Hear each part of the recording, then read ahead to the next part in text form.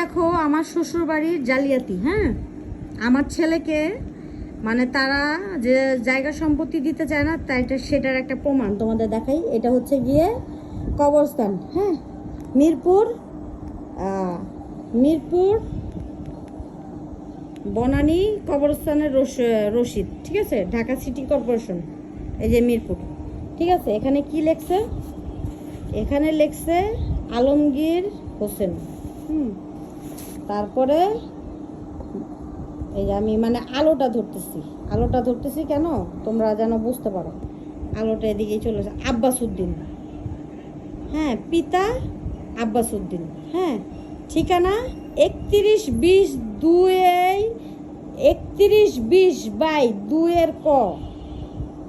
হ্যাঁ, এই দেখো, এটা কি মধ্যম পাইকপাড়া। বয়স 28 আমার হাজব্যান্ডের, ঠিক আছে। আচ্ছা, আর লেখছে কে মানে যে মানে ফিস দাতার নাম কি? কবির হোসেন সাহেব। কবির হোসেন সাহেব লিখে মানে এটা করছে, ঠিক আছে। এই গেল, তোমরা তারিখটা আমি তোমাদেরকে আবার দেখাচ্ছি।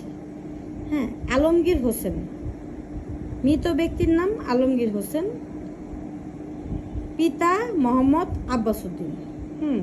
ঠিকানা 3120/2 ক, মধ্যম পাইকপাড়া।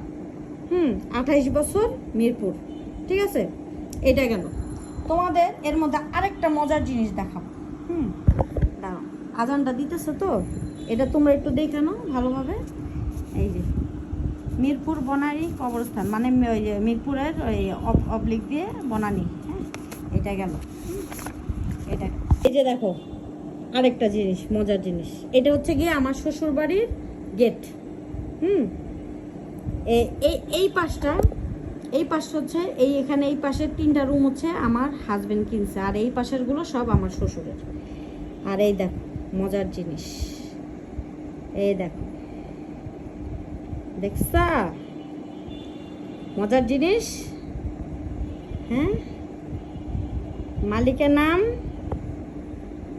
মালিকের নাম আব্বাস উদ্দিন, হোল্ডিং নাম্বার 32/2 ক। মহল্লা মধ্যম পাইকপাড়া, ওয়ার্ড 11, থানা মিরপুর, ঢাকা সিটি কর্পোরেশন। ঠিকানা কি 32/2 ক। আর ওখানে কি দিছে? তাহলে এইবার তোমরা আবার আমাকে উত্তর দাও যে তারা যদি জালিয়াতিটা না করতে চাইতো তাহলে এই কাজটা করতো তারা? এইটাই তোমাদের কাছে প্রশ্ন।